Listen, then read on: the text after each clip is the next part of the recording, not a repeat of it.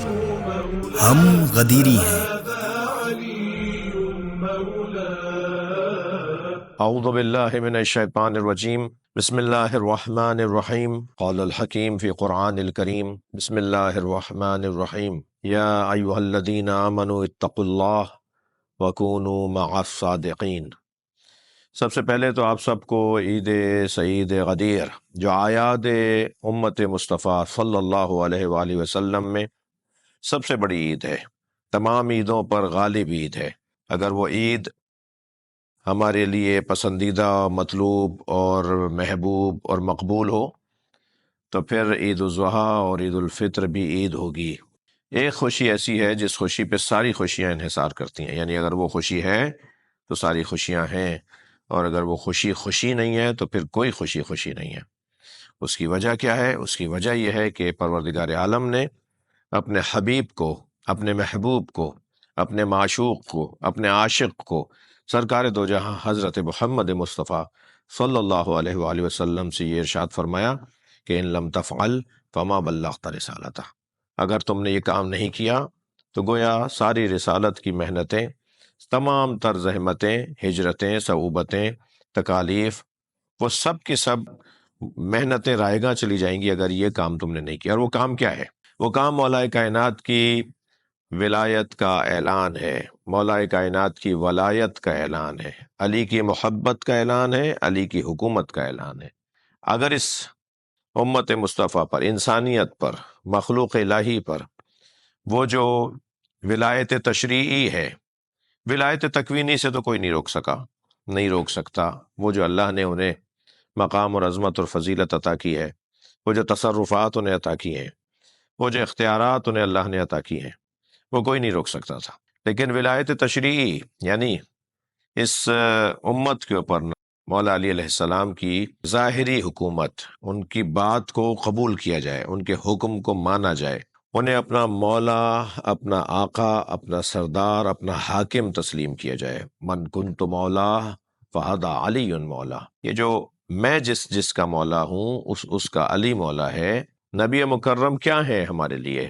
اگر ہم طے کر لیں کہ نبی مکرم ہمارے لیے کیا ہے تو خود بخود طے ہو جائے گا کہ علی ہمارے لیے کیا ہے۔ نبی مکرم کو اگر امت اب تک حاکم نہیں مان پائی، اس لیے کہ قرآن مجید نے تو اعلان کر دیا تھا فَلَا وَرَبِّكَ لَا يُؤْمِنُونَ حَتَّى يُحَكِّمُوكَ فِي مَا شَجَرَ بَيْنَهُمْ ثُمَّ لَا يَجِدُوا فِي أَنفُسِهِمْ حَرَجًا مِّمَّا قَضَيْتَ وَيُسَلِّمُوا تَسْلِيمًا۔ اللہ نے تو اعلان کر دیا تھا کہ اے میرے مصطفیٰ، اے میرے محبوب، تمہارے رب کی قسم اگر کوئی تمہیں اپنا حکم نہ مانے، تم سے فیصلے نہ کروائے اپنے مشاجرات میں، اپنے اختلافات میں، تو گویا وہ مومن ہی نہیں ہے۔ تو یہ تو طے ہے کہ اللہ نے نبی مکرم کو حاکم بنایا ہے۔ جب اللہ نے نبی مکرم کو حاکم بنایا ہے تو پھر نبی نے فرمایا ہے کہ من کنت مولا فہذا علی مولا، میں جس کا مولا ہوں، علی اس کا مولا ہے۔ تو حاکم بنایا ہے، ولایت عطا کی ہے، حاکمیت عطا کی ہے، سرداری عطا کی ہے نبی مکرم نے اللہ کے حکم سے۔ مولا کائنات کی ذات کو پروردگار عالم نے اس پوری کائنات کے لیے محور اور مرکز قرار دیا ہے بعد از نبی صلی اللہ علیہ وآلہ وسلم۔ اب سوال یہ ہے کہ جسے حاکم قرار دیا، جسے مولا قرار دیا، اسے بہت سارے لوگوں نے تسلیم نہیں کیا۔ یعنی جب ان کی ظاہری حکومت 3 دوروں کے بعد، 3 حکومتوں کے بعد، نبی کے بعد جب 3 دور گزر گئے، تقریباً 25 سال گزر گئے، تو اس وقت مولا کائنات کو ظاہری حکومت مولا کائنات کی تسلیم کی گئی۔ اس کے اوپر بھی ایک تاریخی ایک بہت لطیف بحث ہے، مگر میں اس سے گریز کر رہا ہوں۔ اس میں بھی نہیں مانا گیا۔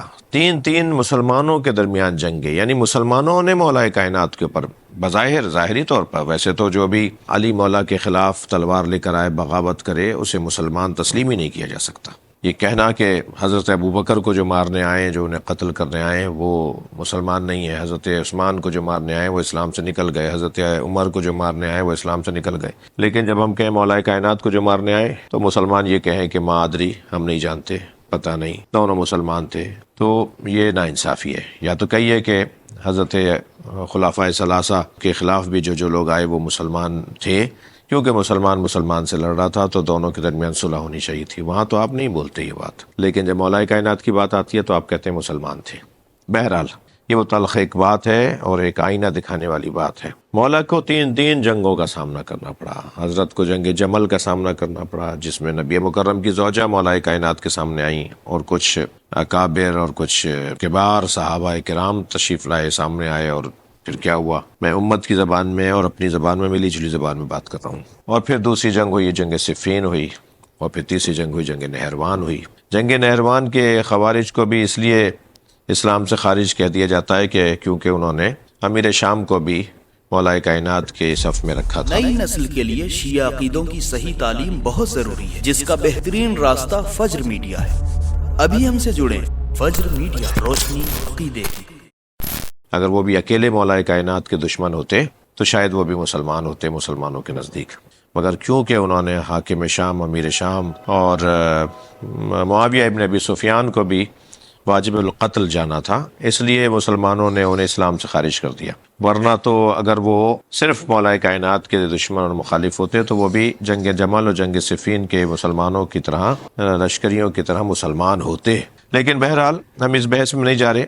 سوال ہمارا جو آج کا موضوع ہے وہ یہ ہے کہ مولا کائنات کی امامت اور خلافت اور ولایت کو تسلیم کرنا اتحاد امت کا سبب ہے یا اختلاف امت کا سبب ہے؟ تو جو تاریخ بتا رہی ہے تو وہ یہ کہ بہت ساری بڑی تعداد نے، بڑے لوگوں نے، بڑے مشہور لوگوں نے، خاندانی پس منظر جن کا تھا، ان لوگوں نے مولا کائنات علی علیہ السلام کو تسلیم نہیں کیا اور ان کے خلاف جنگیں کی، ان کے خلاف تلواریں لے کر آئے، ان کے خلاف لشکر لے کر آئے، اور ہزاروں صحابہ کرام قتل ہوئے اس درمیان۔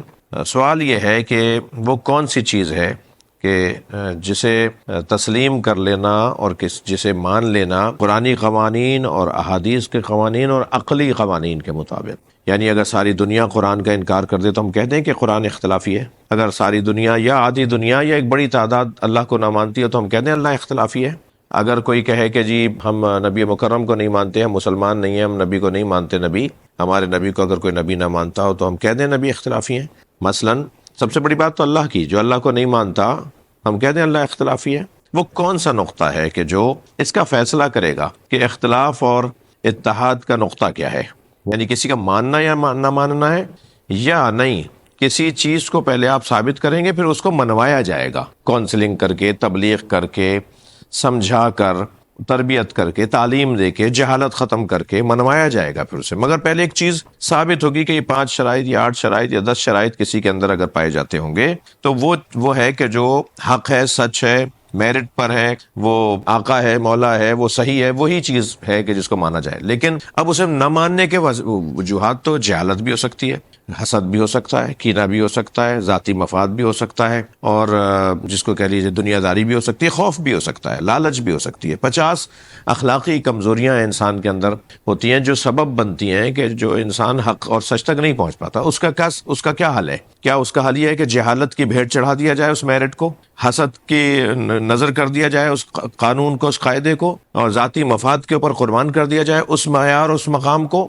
یا نہیں، ان کی تربیت کی جائے گی، ان کی کونسلنگ کی جائے گی، ان کو سمجھایا جائے گا، ان کو تبلیغ کی جائے گی کہ نہیں تمہیں یہ ماننا پڑے گا کیونکہ اس کے علاوہ چارہ نہیں ہے تمہارے پاس۔ لہٰذا مولا کائنات علی بن ابی طالب علیہ السلام کی ولایت کو اور آپ کی امامت کو، خلافت کو تسلیم کرنا یہ حق ہے، سچ ہے، میرٹ پر ہے۔ پہلے ہمیں اس پہ بات کرنی ہوگی کہ مولا کا جو وجود ہے، مولا کی جو امامت و خلافت ہے وہ حق اور سچ ہے اور وہ میرٹ پر پوری اترتی ہے۔ اس عنوان کے حقدار مولا علی علیہ السلام ہے۔ پہلے ہمیں اس کے اوپر بات کرنی ہوگی۔ پھر بات دوسری آئے گی کہ نہیں صاحب جو نہیں مان رہے تو نہیں ماننا، یعنی مقبول کرنے کے لیے، قبول کروانے کے لیے آپ کو تبلیغ کرنی پڑے گی۔ جیسے اللہ آج آپ منواتے ہیں نہیں منواتے، قرآن منواتے ہیں نہیں منواتے تبلیغ کے ذریعے سے، ایسے ہی آپ کو تبلیغ کے ذریعے سے مولا کائنات کی ولایت کو پھر منوانا پڑے گا۔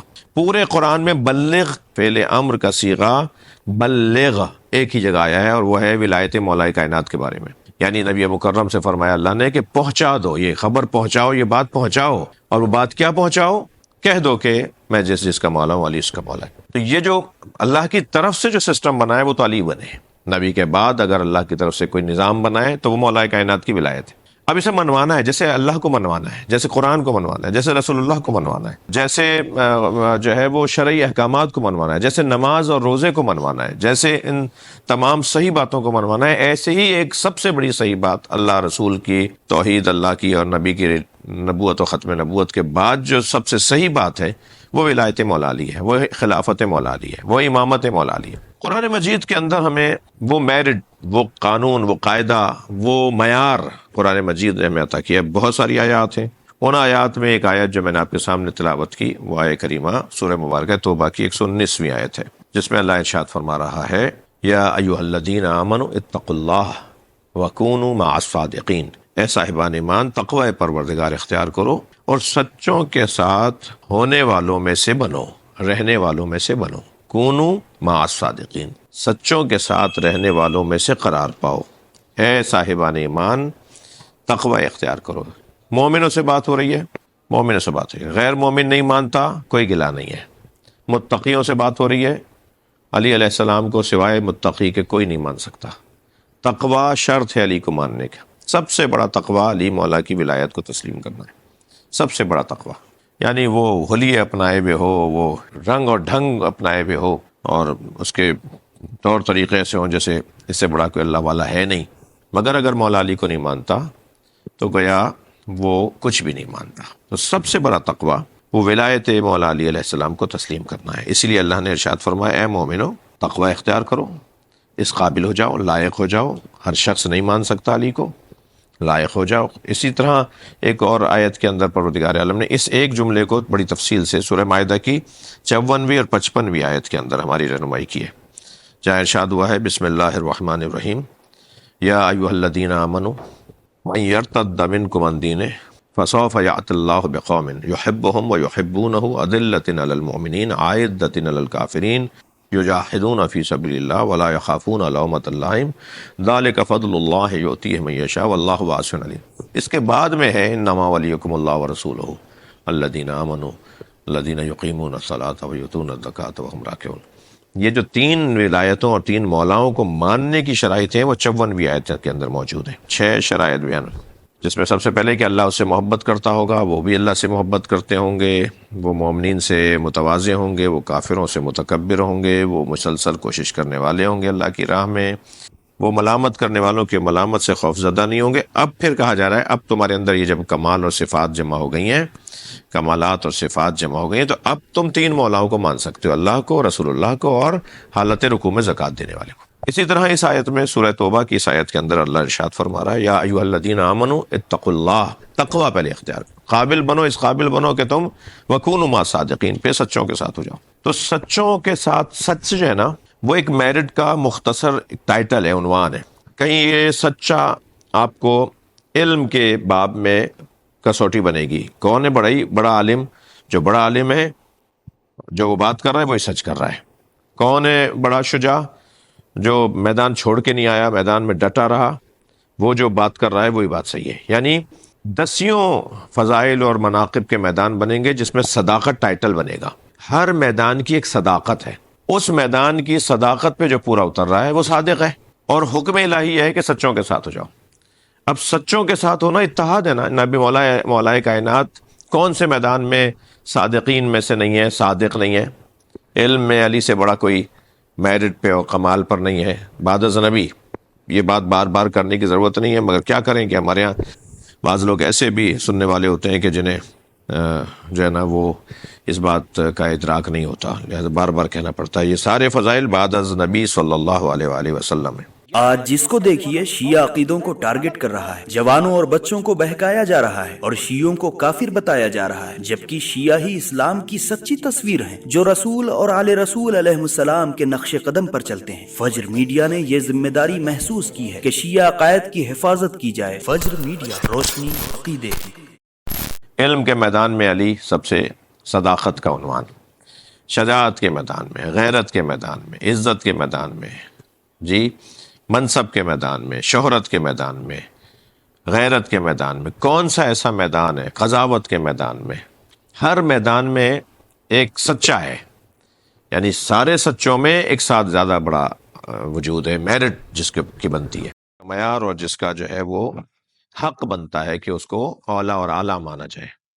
پھر جب ایسا ہو جائے گا تو پھر جڑنا حکم الہی ہے۔ دیکھیں جو لوگ 80 سال اور 70 سال کے ہوں اور جاہل ہوں، اور جو 3 سال کا بچہ ہو، تو وہ جاہل اور وہ 3 سال کا بچہ حرکتوں میں، معاملات میں، اس کے ساتھ جو کچھ رویے ہوتے ہیں اس کے ساتھ جڑے ہوئے لوگوں کے، وہ ایک جیسے ہوتے ہیں۔ جاہل کو بھی ویسے ہی بہلا بسلا کے باتوں کو سمجھانا پڑتا ہے، بچے کو بھی ویسے ہی بہلا بسلا کے باتوں کو معیار یہ نہیں ہے کہ مان نہیں رہے، معیار یہ کہ کون نہیں مان رہا۔ جو نہیں مان رہا وہ کیسے نہیں مان رہا علم کو، وہ کیسے نہیں مان رہا شجاعت کو، وہ کیوں نہیں مان رہا غیرت اور عزت، وہ کیوں نہیں مان رہا قضاوت کے اندر، وہ کیوں نہیں مان رہا شجاعت کے اندر اور سخاوت کے اندر، جو سب سے بڑا کمال پر وجود ہے۔ تمام تر فضائل، لہذا میں نہیں کہتا اور میں نہیں ہے فضائل، ان تمام لوگوں میں جو زیادہ کمال والی شخصیت ہے وہ مولا کائنات کی شخصیت ہے۔ طے ہو گیا، طے شدہ بات ہے پھر کہ اس کی طرف رجوع کرنا، اس سے جڑ جانا، یہ وحدت امت مصطفیٰ، بلکہ کہوں وحدت انسانیت، اگر وہ مسلمان ہو جائے تمام انسان، وحدت انسانیت۔ قرآن مجید کے اندر ایک اور آیت بھی ہے کہ جس میں اعلان یہ ہے کہ تمام اہل کتاب مومن ہو کے مریں گے، تو جو مومن ہو کے مریں گے اور ان کے ایمان کے اوپر گواہی دی جائے گی، سورہ نساء کی ظاہراً یہ آیت ہے، تو اس میں جو مومن ہو کے مریں گے وہ حضرت امام مہدی کے ظہور پر جب حضرت عیسیٰ علیہ السلام ان کے پیچھے نماز پڑھیں گے تو ساری دنیا، یہودی اور عیسائی، سب مسلمان، سب مومن ہو جائیں گے۔ کس نقطے پر سب جمع ہوں گے بھائی؟ وہ نقطہ ولایت علی ہے۔ امام مہدی کون ہے؟ امام مہدی کون ہے؟ مولا امام علی، مولا علی علیہ السلام کے پوتے ہیں نا۔ ساری امت کو اس بات کے اوپر اقرار ہے کہ امام مہدی علیہ السلام جو آئیں گے، پوری امت کو جو جوڑ دیں گے، پوری امت کو جو متحد کر دیں گے، وہ علی علیہ السلام کا پوتا ہے۔ وہ ہوگا اعجاز سے، وہ ہوگا حکم الہی سے، اللہ تسلیم کروائے گا، منوائے گا۔ تم نے 11 میرے حجتوں کو، میری طرف سے آنے والے نمائندوں کو نہیں مانا، 12ویں کو میں منواؤں گا۔ تو 12ویں کو جب اللہ منوائے گا، تو اگر 11ویں کو بھی مان لیا گیا ہوتا تو اللہ ہی منوانا چاہ رہا تھا نا، مگر وہاں انسان نے اپنے جہالت کی، اپنے بغض کی، اپنے حسد کی، اپنے کینے کی، اپنے مفاد کی، اپنی لالچ کی بھیٹ چڑھ کر انہیں تسلیم نہیں کیا۔ لیکن آخری کو اللہ تسلیم کروائے گا۔ پھر ہمارے ماننے سے نہ ماننے، کسی کے ماننے نہ ماننے سے کچھ نہیں چلے گا، اللہ منوائے گا۔ اللہ پھر اس کا وجود کو ثابت کروائے گا۔ اللہ پہلے وجود کو اگر ایسے ثابت کرواتا تو انسان کا اختیار کچھ نہیں رہتا۔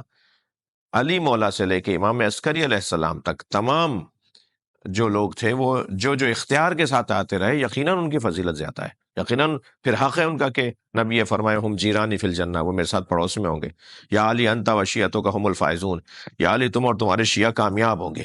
یہ بشارتیں نبی مکرم ان لوگوں کو دے رہے ہیں کہ جو مولا کائنات کے ساتھ مصیبتوں میں اور مشکلات میں علی کو تسلیم کر رہے ہوں گے۔ تسلیم سب کو کرنا چاہیے تھا۔ تو وحدت امت، اتحاد امت کے لیے اگر کوئی معیار اور کوئی کسوٹی ہے تو وہ مولا کائنات کی ذات ہے۔ اور وہ جو نبی مکرم نے غدیر کے میدان میں سب کو ایک جگہ کیا، یہ ایک جگہ جمع کر کے اعلان ولایت، کیا اتحاد امت کا ایک منظر نہیں تھا کہ نبی ایسا چاہتے تھے کہ سب میرے علی پر متفق ہو جائیں؟ کیا سب سے غدیر کے میدان میں مولا نبی مکرم نے بیعت علی نہیں لی؟